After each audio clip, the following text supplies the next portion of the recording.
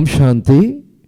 आज के 24 फेब्रुआरी 2026 बाबार अमूल्य महावाक्य शुनब। आजकेर এই महावाक्যে बाबा বলেছেন, মিষ্টি বাচ্চারা, তোমরা নিজের জীবনের ডোর এক বাবার সঙ্গেই বেঁধেছ।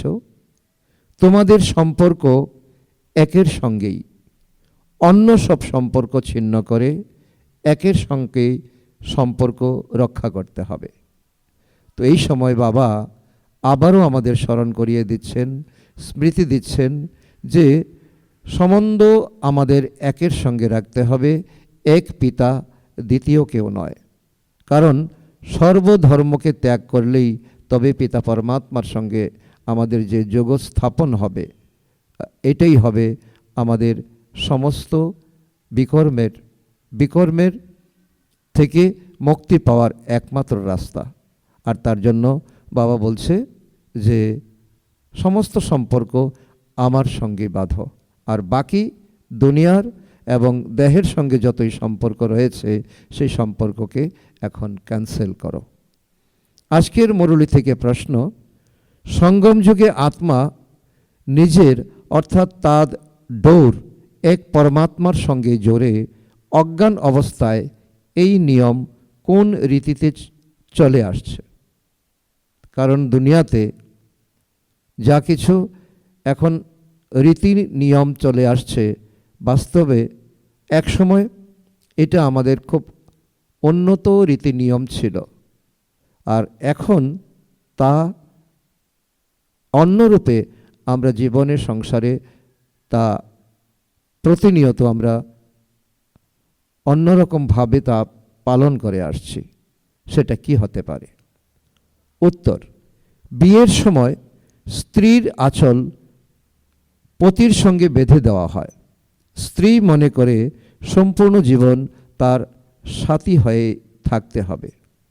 তোমরা তো এখন তোমাদের আঁচল বাবার সঙ্গে জড়েছ। তোমরা জানো যে অর্ধেক কল্প ধরে তোমাদের পালন বাবার দ্বারাই হবে। তো এখন দুনিয়াতে কি নিয়ম, বাস্তবে এই নিয়মের ইশারা বাবা কি দিচ্ছেন? যখন সঙ্গম যুগে আমরা পিতা পরমাত্মার সঙ্গে এই মিলন ডোর আমরা বন্ধন আমরা বেঁধে রেখেছি বা বাঁধতে যাচ্ছি, আর এটাই সংসারে অন্যভাবে বিবাহের সঙ্গে জুড়ে দেওয়া হয়েছে। তো সেই জন্য বাবা বলে সম্পূর্ণ নিয়মটাকে জেনে এখন যদি নিজেকে আত্মা মনে করে পিতা পরমাত্মার সঙ্গে যুক্ত হতে পারো, তবেই তোমার এই মিলন পাক্কা হবে। আধা কল্প পিতা পরমাত্মা তোমাকে লালন পালন সব কিছু ওনার দায়িত্বে করবেন। আজকের মুরলির গীত, জীবনের ডোর তোমার সঙ্গেই বেঁধেছি। ওম শান্তি। দেখো, গানে বলা হয়েছে জীবন ডোর তোমার সঙ্গেই বেঁধেছি। যেমন কোনো কন্যা সে তার জীবনের ডোর স্বামীর সঙ্গে বাঁধে, সে মনে করে সম্পূর্ণ জীবন তার সাথী হয়ে থাকতে হবে, তারই পালনে থাকতে হবে। এমন নয় যে কন্যাকে তার স্বামীর পালন করতে হবে, তা নয়। সম্পূর্ণ জীবন স্বামীর পালনেই থাকতে হবে। বাচ্চারা, তোমরাও জীবন ডোর বেঁধেছ। অসীম জগতের বাবাই বলো, টিচার বলো, গুরু বলো, আর যাই বলো, এই আত্মাদের জীবনের ডোর পরমাত্মার সঙ্গে বাঁধতে হবে। আর এটা এই সঙ্গম যুগেই সম্ভব, যখন পিতা পরমাত্মা আমাদের এই সম্মুখে এসেছেন। ওটা হলো জাগতিক স্থূল কথা, আর এ হলো সূক্ষ্ম কথা, যা নাকি আধ্যাত্মিক বিচারে বাবা বলছে এটা অত্যন্ত সূক্ষ্ম কথা। তোমাদের জীবনের ডোর এখন পিতা পরমাত্মার সঙ্গে বাঁধা। তিনি প্রতি ক্ষণে ক্ষণে, প্রতি সময়ে তিনি তোমাকে রক্ষা করবেন, তিনি তোমার খেয়াল রাখবেন। কন্যার জীবনের সূত্র পতির সাথে বেঁধে দেওয়া হয়, সে তার পতির গৃহে যায়। দেখো, প্রতিটি কথা বোঝার মতো বুদ্ধি চাই। কলিযুগে সব হলো আসুরি মতের কথা। তোমরা বাচ্চারা জানো যে আমরা জীবনের ডোর একের সঙ্গে বেঁধেছি, সেই এককে পিতা পরমাত্মা। তোমাদের সম্পর্ক একের সঙ্গেই, তাই না? একের সঙ্গেই সম্বন্ধ রাখতে হবে, কেননা আমরা তার কাছ থেকেই অনেক সুখ পাই। আত্মার যে আমাদের 7 গুণ, যা নাকি মায়া রাবণ ছিনিয়ে নিয়ে গেছে। আমাদের জীবনে পবিত্রতা নেই, আমাদের জীবনে সুখ নেই, শান্তি নেই, আনন্দ নেই, প্রেম নেই, শক্তি নেই। তো এই আত্মার 7 গুণ আমরা প্রাপ্ত করি পিতা পরমাত্মার থেকে, সেটা আত্মারই গুণ। আর তাই আত্মা এই গুণ থেকে বঞ্চিত হলে তখন আমরা নির্গুণ হয়ে যাই, আমাদের মধ্যে কোনো গুণ থাকে না, তখন আমরা দুঃখী হয়ে যাই। তিনি তো আমাদের স্বর্গের মালিক বানান। তাই এমন বাবার শ্রীমতে আমাদের চলতে হবে। এ হলো আধ্যাত্মিক ডোর। আসলে এখানে স্থূল সুতোর কথা বলা হচ্ছে না, এখানে সূক্ষ্ম সূক্ষ্ম ভাব এখানে বাবা আমাদেরকে বোঝার জন্য বলছেন। আত্মারূপী পিতাই শ্রীমত প্রদান করেন। আসুরি মত নেওয়াতে তোমরা নিচে নেমে গেছো। তো বাবা সেই স্মৃতি আমাদেরকে দিচ্ছেন যে দ্রাপর যুগ থেকে যখন আসুরি মত নেওয়াতে আমরা নিয়েছি এবং নেওয়াতে ব্যস্ত হয়ে গেছি, তাতেই আমরা নিচে নেমে এসেছি। এখন আত্মারূপী পিতার শ্রীমতে চলতে হবে আমাদের, আর চলতে চলতে আমাদের উচ্চ শিখরে পৌঁছতে হবে। তোমরা বাচ্চারা জানো, আমরা আমাদের আত্মার ডোর পরমাত্মার সঙ্গে বাঁধি। এতে কি হয়? এতে আমরা 21 জন্মের জন্য সদা সদা সুখের উত্তরাধিকার লাভ করি। ওই অল্পকালের জীবন ডোরে তো আমরা নিচে নেমে এসেছি, কারণ দ্রাপর যুগে যে মায়া রাবণ আমাদেরকে কৌতূহল জাগিয়ে দিয়েছে এবং দেহ বন্ধনে আমরা বাধিত হয়েছি, অর্থাৎ দেহ ভানে আমরা আবৃত হয়েছি, তাতে আমাদের কোথায় ঠাঁই হয়ে গেছে? আমরা দিন প্রতিদিন আমরা অধঃপতনে গেছি, নিচে নেমে এসেছি। এ হলো 21 জন্মের জন্য গ্যারান্টি। 21 জন্ম তোমরা কখনো নিচে নামবে না। তোমাদের কত জোরদার উপার্জন, তাই না? এতে কোনো গাফিলতি করা উচিত নয়, কারণ এই এক জীবনে আমাদের পড়াশোনা, এক জীবনে আমাদের যোগস্থাপন, এক জীবনে আমাদের ত্যাগ তপস্যা, আর কামাই আমাদের 21 জীবনের। মায়া অনেক গাফিলতি করায়। তো এই লক্ষ্যে নারায়ণ অবশ্যই কারোর সঙ্গে জীবন ডোর বেঁধেছিলেন, যাতে 21 জন্মের উত্তরাধিকার পেয়েছিলেন। কারণ আমরা এই জ্ঞানে স্পষ্ট আমরা বুঝেছি যে এই সঙ্গম যুগে মাম্মা বাবা ত্যাগ তপস্যা করেছেন সঙ্গম যুগে, এখন বাবার সঙ্গে ডোর বেঁধেছেন পিতা পরমাত্মার সঙ্গে। তো যাতে করে শতযুগে ওনারা লক্ষ্মী নারায়ণ হয়েছেন, এইভাবে 21 জীবন ওনাদের গ্যারান্টি হয়েছে। ঠিক তদ্রূপ আমাদের জীবনও তেমন হতে পারে। তো সেই রকম এখন মানসিকতা, ত্যাগ তপস্যা আমাদের করতে হবে। কল্প তোমাদের অর্থাৎ আত্মাদের জীবন ডোর পরমাত্মার সঙ্গে বাঁধা হয় না? কত কল্প যে তা তো গণনা করা যায় না। বুদ্ধিতে বসে যে আমরা শিব বাবার হয়েছি, তার সঙ্গে জীবন ডোর বেঁধেছি। বাবা প্রতিটি কথা বসে বুঝিয়ে বলেন, তোমরা জানো যে কল্প পূর্বেও আমরা বেঁধেছিলাম। মানুষ এখন শিব জয়ন্তী পালন করে, কিন্তু কার পালন করে তা তো জানে না। শিব বাবা যিনি পতিত পাবন, তিনি অবশ্যই সঙ্গমে আসবেন। ওনার বায়োগ্রাফি আমাদের এখন পিতা পরমাত্মা জানাচ্ছেন, কারণ আমরা আধা কল্প ধরে ভক্তি করে আমরা শিব বাবার কোনো বায়োগ্রাফি পাইনি। এই কথা তোমরাই জানো, দুনিয়ার মানুষ জানে না। তাই গায়ন আছে কোটিতে কয়েকজন। সেই জন্য বাবা বলছে যে এই সময় আধ্যাত্মিক জ্ঞানে, অর্থাৎ এই রাজযোগের পিপাসু আত্মা কোটির মধ্যে কয়েকজন হতে পারে। আদি সনাতন দেবী দেবতা ধর্ম প্রায় লোপ হয়ে গেছে, আর সবই হলো শাস্ত্র কাহিনী। এই ধর্মই এখন নেই যে কিভাবে জানবে। সেজন্য বাবা বলছে যে মূল ছিল সে আদি সনাতন দেবী দেবতা ধর্ম, তা এখন পুনঃস্থাপন হচ্ছে, আর এই ধর্মই নেই যে কিভাবে জানবে। এখন তোমরা জীবনের ডোর বাঁধছ, আত্মার পরমাত্মার সঙ্গে ডোর জুড়েছে, এতে শরীরের কোনো কথা নেই। যদিও ঘরে বসে থাকো, তাও বুদ্ধির দ্বারা স্মরণ করতে হবে। বাবা আমাদের কোনো শারীরিক পরিশ্রম করার কথা বলছে না। বাবা বলছে যে এখন ঘরে বসে তোমরা নিজেকে আত্মা মনে করে পিতা পরমাত্মাকে স্মরণ করো। তোমাদের আত্মাদের জীবনের ডোর বাঁধা হয়েছে যেমন আঁচল বাঁধে, তাই না? বিয়ের সময় স্ত্রীর আঁচল স্বামীর আঁচলের সঙ্গে বেঁধে দেওয়া হয়, সেটা হলো স্থূল আঁচল। আর এ হলো আত্মা পরমাত্মার সঙ্গে তো বন্ধন বা যোগ। ভারতে শিব জয়ন্তী পালন করা হয়, কিন্তু তিনি কবে এসেছিলেন, কি কর্তব্য করেছিলেন, তা কিন্তু কেউ জানে না। কৃষ্ণের জয়ন্তী কবে, রামের জয়ন্তী কবে, এও জানে না। বাচ্চারা তোমরা ত্রিমূর্তি শিব জয়ন্তী শব্দ লেখো, কিন্তু এই সময় তিন মূর্তি তো নেই। তোমরা বলবে শিব বাবা ব্রহ্মার দ্বারা সৃষ্টির রচনা করেন, তাহলে ব্রহ্মাকে তো সাকারে অবশ্যই চাই, তাই না? বাকি বিষ্ণু এবং শঙ্কর এই সময় কই, কোথায় তারা? যাতে তোমরা যাকে তোমরা ত্রিমূর্তি বলো, তো এটাও তো বুঝবার মতো কথা, এ খুবই বোঝার মতো কথা। ত্রিমূর্তির অর্থই হলো ব্রহ্মা, বিষ্ণু এবং শঙ্কর। ব্রহ্মার দ্বারা স্থাপনা, সে তো এই সময় হয়। বিষ্ণুর দ্বারা সত্যযুগে পালনা হবে। বিনাশের কার্য অন্তিম সময় হবে।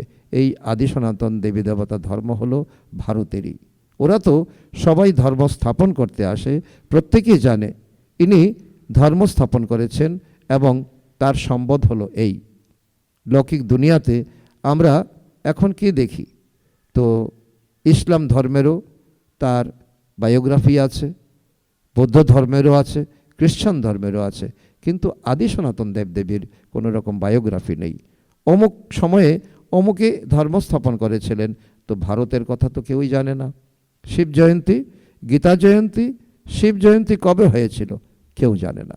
কৃষ্ণ এবং রাধার বয়সে 2-3 বৎসরের তফাৎ থাকবে। সত্যযুগে অবশ্যই কৃষ্ণ প্রথমে জন্মগ্রহণ করেছিলেন, তারপর রাধা। কিন্তু সেই সত্যযুগ কবে ছিল সে কথা তো কেউ জানে না। তোমাদেরও বুঝতে অনেক সময় লেগেছে, তাই দুদিনে কে আর কতটা বুঝবে। সেই জন্য বাবা বলছে এখন তোমাদের একাগ্রতা থাকতে হবে, মনসংযোগ বাড়াতে হবে, আর এই ঈশ্বরীয় জ্ঞানকে খুব ভাবনাপূর্বক তোমাদের বিচার বিশ্লেষণ করে এখন তাকে নিজের করে নিতে হবে। বাবা তো অনেক সহজ করে বলেন। তিনি হলেন অসীম জগতের পিতা। তিনি অসীম জগতের পিতা। অবশ্যই ওনার কাছে সকলের উত্তরাধিকার লাভ করা চাই। ওনার কাছে অফুরন্ত ভাণ্ডার। আর আমাদের চাই একাগ্রতা, আমাদের চাই রেগুলারিটি। ওরা গডফাদার বলে স্মরণ করে। লক্ষ্মীনারায়ণের মন্দির আছে, তারা স্বর্গে রাজত্ব করতেন, কিন্তু তাদের এই উত্তরাধিকার কে দিয়েছিলেন? অবশ্যই স্বর্গের রচয়িতাই দিয়েছিলেন, কিন্তু কবে এবং কিভাবে দিয়েছিলেন তা কিন্তু কেউ জানে না। কিন্তু জানার কোনো আগ্রহ নেই, আর কার কাছে জানবে তাও জানে না। সেজন্য বাচ্চারা তোমরা জানো যে যখন সত্যযুগ ছিল তখন অন্য কোনো ধর্ম ছিল না। সত্যযুগে আমরা পবিত্র ছিলাম, কলিযুগে আমরা পতিত। তাহলে তিনি অবশ্যই সঙ্গমে জ্ঞান দিয়ে থাকবেন, সত্যযুগে নয়। ওখানে তো প্রালব্ধ, অবশ্যই পূর্বজন্মে জ্ঞান প্রাপ্ত করে থাকবে। তোমরাও এখন তাই নিচ্ছ। তো এটা হলো তোমাদের সত্যযুগের পূর্বজন্ম। যেমন রাধাকৃষ্ণের, লক্ষ্মীনারায়ণের পূর্বজন্ম এখন ব্রহ্মা বাবা আর মাম্মা, ঠিক তেমনি সত্যযুগের পূর্বজন্ম এই সময় তোমাদের সাধারণ জীবন। তোমরা জানো যে আদি সনাতন দেবী দেবতা ধর্মের স্থাপনা বাবাই করবেন। কৃষ্ণ তো সত্যযুগে ছিলেন, তিনি এই প্রালব্ধ কোথা থেকে পেয়েছিলেন? লক্ষ্মী নারায়ণী রাধাকৃষ্ণ ছিলেন, এ কথা কিন্তু কেউ জানে না। শাস্ত্রে বাবা বলছে, আমাদের ইশারা দিচ্ছে, আমাদের জ্ঞানের গভীরে নিয়ে যাচ্ছে। শাস্ত্রে রাধাকৃষ্ণের মাতা পিতার নাম পাওয়া যায়, কিন্তু লক্ষ্মীনারায়ণের মাতা পিতার নাম পাওয়া যায় না। কারণ রাধাকৃষ্ণ যেই, লক্ষ্মীনারায়ণ একই, তো একই মাতা পিতা, তো নাম সেখানে দ্বিতীয় কেমন হবে তা কেউ জানে না। বাবা বলেন যে যারা পূর্বকল্পে বুঝেছিল তারাই এখন বুঝবে। এই স্যাপলিং এখন লাগে, কারণ তোমাদের এই ঈশ্বরীয় পরিবার খুব ধীরে ধীরে বাড়বে। সবথেকে মিষ্টি বৃক্ষের স্যাপলিং এখন লাগে। তো বাবা বলছেন এই তোমাদের ঈশ্বরীয় বৃক্ষের বাবা নাম দিচ্ছেন মিষ্টি বৃক্ষ। তোমরা জানো যে আজ থেকে 5000 বছর পূর্বে বাবা এসে মানুষকে কি বানিয়েছিলেন? দেবতা বানিয়েছিলেন। এখনও আমাদের মধ্যে এই দেবতা হওয়ার আমাদের শখ থাকতে হবে, খুশি থাকতে হবে, নেশা থাকতে হবে। তো এখন তোমরা ট্রান্সফার হচ্ছ মনুষ্য থেকে দেবতা। তোমাদের প্রথমে ব্রাহ্মণ হতে হবে। ডিগবাজির খেলা যখন খেলে তখন টিকি অবশ্যই আসবে, কারণ ডিগবাজিটা খেলে তো মাথাটা নিচে দিয়ে পা উপরে দিয়ে এগিয়ে যায়, টিকি প্রথমে আসে। তো বরাবর আমরা এখনই ব্রাহ্মণ হয়েছি, যোগ্যতা তো অবশ্যই ব্রাহ্মণের প্রয়োজন। ব্রাহ্মণ যজ্ঞ রক্ষা করবে, এটাই নিয়ম। এ হলো শিব বা রুদ্রের যজ্ঞ। রুদ্র জ্ঞান যজ্ঞই তাকে বলা হয়। কৃষ্ণ কখনো যজ্ঞ রচনা করেননি। এই রুদ্র জ্ঞান যজ্ঞের থেকে অবিনাশীর অগ্নি অর্থাৎ জ্বালা প্রজ্বলিত হয়, যা এই সময় এখন তোমাদের দ্বারা প্রজ্বলিত হবে। শিব বাবার এই যজ্ঞ হলো পতিতকে পবিত্র করার জন্য। রুদ্র শিব বাবা হলেন নিরাকার। তিনি কিভাবে যজ্ঞ রচনা করেন? যতক্ষণ না তিনি মনুষ্য শরীরে আসবেন, তার জন্যই তো ব্রহ্মার শরীর। মনুষ্যই যজ্ঞ রচনা করে। সূক্ষ্ম বা মূল বতনে এই সব বিষয় থাকবে না, কারণ সূক্ষ্ম বতনে থাকবে মুভি, আর মূল বতন তো সম্পূর্ণ সাইলেন্স ওয়ার্ল্ড। বাবা বোঝান যে এই হলো সঙ্গম যুগ। লক্ষ্মীনারায়ণের যখন রাজত্ব ছিল তখন ছিল সত্যযুগ। এখন তোমরা আবার তেমন তৈরি হচ্ছ। এই জীবনের ডোর আত্মাদের হলো পরমাত্মার সঙ্গে। এই ডোর কেন বাঁধা হয়েছে? সদা সুখের উত্তরাধিকার পাওয়ার জন্য। তোমরা জানো যে অসীম জগতের বাবার দ্বারা আমরা এমন লক্ষ্মীনারায়ণ হই। বাবা বুঝিয়েছেন যে তোমরা এমন দেবী দেবতা ধর্মের ছিলে, তোমাদের রাজ্য ছিল। পরের দিকে তোমরা জন্মগ্রহণ করতে করতে তোমরা ক্ষত্রিয় ধর্মে এসেছ। সূর্যবংশী রাজত্বের পর চন্দ্রবংশী রাজত্ব হয়ে এসেছিল। চন্দ্রবংশী রাজত্বে তোমরা ট্রান্সফার হয়েছিলে। তোমরা এই কথাও জানো যে আমরা এই চক্র কিভাবে সম্পূর্ণ করি। আমরা এত জন্মগ্রহণ করেছি। ভগবান উবাচ, হে বাচ্চারা, তোমরা নিজেদের জন্মকে জানো না, আমি জানি। এখন এই সময় এই শরীরে দুটি মূর্তি, এক ব্রহ্মা, দ্বিতীয় নিরাকার পরমপিতা। ব্রহ্মার আত্মা এবং শিব পরমাত্মা। এই সময় দুই মূর্তি একত্রিত, ব্রহ্মা আর শিব। শঙ্কর তো কখনো পার্টি আসে না, বাকি বিষ্ণু আসে সত্যযুগে। এখন তোমরা ব্রাহ্মণ থেকে দেবতা হবে। আমি সেই হাম সো হাম, এর অর্থ বাস্তবে এটাই। ওরা বলে দিয়েছে আত্মাই পরমাত্মা, পরমাত্মাই আত্মা। এ কত তফাৎ! আত্মা হলো সন্তান, পরমাত্মা হলো ওনার পিতা। তো এক পরমাত্মা, আত্মা হলো এখন কোটি কোটি আত্মা। তো রাবণ আসা মাত্রই রাবণের মত শুরু হয়ে গিয়েছিল। তাই এক এক করে, যেমন ভগবানকে সর্বব্যাপী বানিয়েছে, ভগবানের কোনো রূপ নেই। আবার কি বলছে? আত্মাই পরমাত্মা। এইভাবে ধীরে ধীরে মানুষের মন বিগড়ে গেছে। তো ভালোটা ছেড়ে তো খারাপটার দিকেই মানুষের মন আকৃষ্ট হয়েছে। সত্যযুগে এই জ্ঞান তো প্রায় লোপ হয়ে যাবে। এই সময় এইসব হওয়া ড্রামাতেই লিপিবদ্ধ আছে, কারণ সত্যযুগে জ্ঞান থাকবে না। এটাই সত্য, এটাই ড্রামা। তাই তো বাবা এসে তা স্থাপন করেন। এখন হলো সঙ্গম যুগ। বাবা বলেন, বাচ্চারা, আমি কল্পের সঙ্গম যুগে এসে তোমাদের মানুষ থেকে দেবতা বানাই। আমি জ্ঞান যজ্ঞের রচনা করি। বাকি যা আছে সেসব এই যজ্ঞের সাহা হয়ে যাবে। এই বিনাশ জ্বালা এই যজ্ঞ থেকে প্রজ্বলিত হতে হবে। পতিত দুনিয়া তো বিনাশ হতেই হবে, তাই না? না হলে পবিত্র দুনিয়া আসবে কিভাবে? তোমরা বলেও থাকো না, পতিত পাবন এসো। তাহলে পতিত দুনিয়া পবিত্র দুনিয়া একসাথে থাকবে কি? থাকবে না। কারণ পতিত দুনিয়া পরিবর্তন হয়ে পাবন দুনিয়া আসবে। পতিত দুনিয়া বিনাশ অবশ্যই হবে। এত তো খুশি হওয়া চাই। মহাভারতের লড়াই লেগেছিল, যাতে স্বর্গের গেট খুলেছিল। বলা হয় এই হলো সেই মহাভারতের লড়াই। এ তো ভালোই, পতিত দুনিয়া শেষ হয়ে যাবে। শান্তির জন্য মাথা টোকার দরকার কি? তোমরা এখন যে তৃতীয় নেত্র পেয়েছ তা আর কারোরই নেই। বাচ্চারা, তোমাদের খুশি হওয়া উচিত। আমরা অসীম জগতের বাবার কাছ থেকে আবার উত্তরাধিকার গ্রহণ করছি। বাবা, আমরা অনেকবার আপনার থেকে উত্তরাধিকার গ্রহণ করেছি। রাবণ আবার অভিশাপ দিয়ে দিয়েছে। এই কথা স্মরণ করা সহজ, কারণ এটাই হলো পরম সত্য। বাকি সবই হলো চর্চিত কাহিনী। তোমাদের এত বিত্তশালী করা হয়েছিল, তারপর গরিব কিভাবে হয়েছ, এ সবই ড্রামাতে লিপিবদ্ধ। এমন গায়নও আছে যে জ্ঞান, ভক্তি এবং বৈরাগ্য। ভক্তির দ্বারা বৈরাগ্য তখনই হবে যখন জ্ঞান পাবে। এখন আমরা জ্ঞান পেয়েছি, তো ভক্তির এখন প্রয়োজন নেই। ভক্তির প্রয়োজন ছিল যতদিন না পর্যন্ত জ্ঞান পেয়েছি। জ্ঞান পেয়েছি, এখন ভক্তিকে এখন বিদায় দিতে হবে। সেজন্য বাবা বলে, তোমরা জ্ঞান পেয়েছ, তখন ভক্তির থেকে বৈরাগ্য হয়েছে। তো কাউকে অশ্রদ্ধা করা নয়, সম্পূর্ণ পুরানো দুনিয়ার প্রতি বৈরাগ্য। ভক্তি বৈরাগ্য মানে পুরানো দুনিয়ার প্রতি বৈরাগ্য। এ হলো কবরস্থান। তোমরা 84 জন্মের চক্র সম্পূর্ণ করেছ, এখন তোমাদের রিটার্ন জার্নি, ঘরে ফিরে যেতে হবে। আমাকে যদি স্মরণ করো, তাহলে তোমরা আমার কাছে চলে আসবে, তোমাদের বিকর্ম বিনাশ হবে। এছাড়া অন্য কোনো উপায় নেই। গঙ্গা স্নানের দ্বারা নয়, যোগ অগ্নির দ্বারা পাপ ভস্ম হবে। এটাও বাবা ক্লিয়ার করে বলছেন যে ভক্তদের ধারণা, যতই পাপ করি না কেন তা শরীরে জমা হয়, আর গঙ্গা জলে স্নান করলে এই শরীরের পাপ ধুয়ে যায়। বাস্তবে তা নয়। পাপ হলো আত্মায়, আর যোগ অগ্নির দ্বারাই সেই পাপ ভস্ম হবে। বাবা বলেন যে মায়া তোমাদের মূর্খ করে দিয়েছে। এপ্রিল ফুল তো বলা হয়, তাই না? আমি এখন তোমাদের লক্ষ্মী নারায়ণের মতো বানাচ্ছি। চিত্র তো খুবই সুন্দর। আজ তোমরা কি, তো কাল আবার কি হবে। মায়া কিন্তু কম নয়। মায়া বাবার সঙ্গে ডোর বাঁধতে দেয় না, এখানেই মুশকিল।